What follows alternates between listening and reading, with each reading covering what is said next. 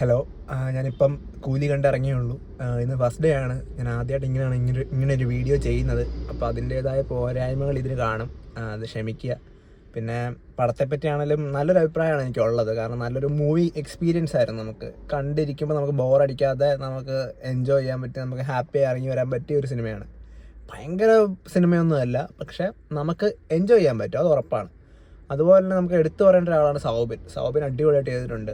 ഇപ്പോൾ ഇവിടെയാണെങ്കിലും ചില സിനിമകളിലൊക്കെ പുള്ളി ഒരു ഇച്ചിരി ഓവർ ദി ടോപ്പ് റോൾസ് ഒക്കെ ചെയ്യുമ്പോൾ ആൾക്കാർ അങ്ങനെ അക്സെപ്റ്റ് ചെയ്യാറില്ലായിരുന്നു.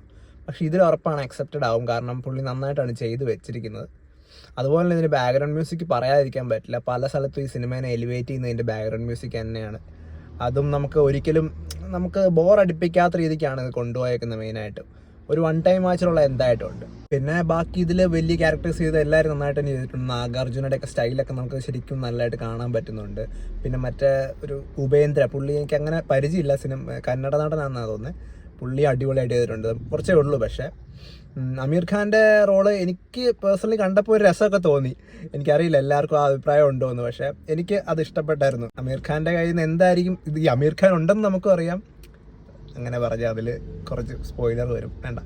പക്ഷെ അമീർ ഖാൻ കൊടുത്തേക്ക സാധനം വൃത്തിക്ക് ചെയ്തിട്ടുണ്ട്. പിന്നെ രജനി സാർ, അത് പിന്നെ പറയണ്ടല്ലോ, പുള്ളിയുടെ സ്റ്റൈലും മാസും എല്ലാം കറക്റ്റായിട്ട് വർക്കായിട്ടുണ്ട് ഈ പടത്തിൽ. ഇത് പുള്ളിയുടെ റീസെൻ്റ് ഇറങ്ങിയ പടങ്ങൾ വെച്ച് നോക്കുമ്പോൾ ഇത് നല്ലൊരു സിനിമ തന്നെയാണ്. പിന്നെ ശ്രുതി ഹാസൻ്റെ നല്ല റോളാണ്. ശ്രുതി ഹാസനും നന്നായിട്ട് ചെയ്തിട്ടുണ്ട്. ത്രൂ ഔട്ട് ദ ഫിലിമുണ്ട്, പുള്ളിക്കാരി നന്നായിട്ട് തന്നെ ചെയ്തിട്ടുണ്ട്. അപ്പോൾ ഇത് കാണാൻ വർത്ത് ഇറ്റ് ആണോ എന്ന് ചോദിച്ചു കഴിഞ്ഞാൽ ഉറപ്പായിട്ടും തിയേറ്ററിൽ പോയി കാണണം. നമ്മൾ വീട്ടിലൊക്കെ ഇരുന്ന് കണ്ടു കഴിഞ്ഞാൽ ഇതിൽ കുറച്ച് നമുക്ക് അത്ര രസം തോന്നണം എന്നില്ല. ഉറപ്പായിട്ടും ഒരു തിയേറ്റർ എക്സ്പീരിയൻസ് ഡിമാൻഡ് ചെയ്യുന്നൊരു സിനിമയാണ്. ഓക്കെ, ഒരു കാര്യം കൂടെ പറയട്ടെ. ഇത് എനിക്ക് അങ്ങനെ റിവ്യൂ രീതിക്ക് ചെയ്യാനൊന്നുമില്ല. ഞാൻ കണ്ടതിൻ്റെ ഒരു എക്സ്പീരിയൻസ് എന്ന രീതിക്കേ ഉള്ളൂ. കാരണം നമ്മളാരുമല്ല, നമ്മളിപ്പം ടിക്കറ്റ് എടുത്തു എന്ന് പറഞ്ഞ് നമ്മൾ പോയി റിവ്യൂ പറയാൻ നമ്മളാരുമല്ല. ഇപ്പം ഞാൻ ഒരിക്കലും എൻ്റെ എക്സ്പീരിയൻസ് മാത്രമേ പറയത്തുള്ളൂ. ഒരിക്കലും അതിൽ ഇതാണ് നല്ല, ഇതാണ് ചീത്ത, അങ്ങനെ ഒരിക്കലും ഞാൻ വിമർശിക്കാൻ പോകുന്നില്ല.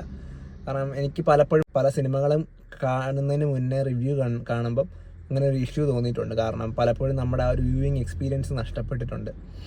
എക്സാമ്പിൾ, എനിക്ക് നമ്മുടെ കണ്ണൂർ സ്ക്വാഡ് ഞാൻ ഇതുപോലെ കാറിലൊക്കെ ഇരുന്ന് റിവ്യൂ ചെയ്യുന്നൊരു ചേട്ടൻ്റെ കണ്ടിട്ടാണ് ഞാൻ കണ്ണൂർ സ്ക്വാഡ് കണ്ടത്.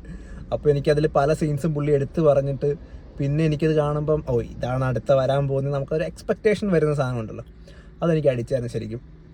അപ്പോൾ ഒരിക്കലും അങ്ങനെ ചെയ്യണമെന്നില്ല. കാരണം നമ്മൾ 150 രൂപ എടുക്കുന്നുള്ളൂ, ഇവർ ഒത്തിരി ആൾ കഷ്ടപ്പെട്ടെടുക്കുന്ന പരിപാടിയാണ്. അപ്പോൾ നമ്മൾ ഒരിക്കലും അതിനെ അങ്ങനെ കുറ്റം പറയാൻ ആരെക്കൊണ്ടും പറ്റും. ഇത് നല്ല എന്ന് പറയാനാണ് ബുദ്ധിമുട്ട്. അതുകൊണ്ട് എനിക്ക് അങ്ങനെ കുറ്റം പറയാനും താല്പര്യമില്ല.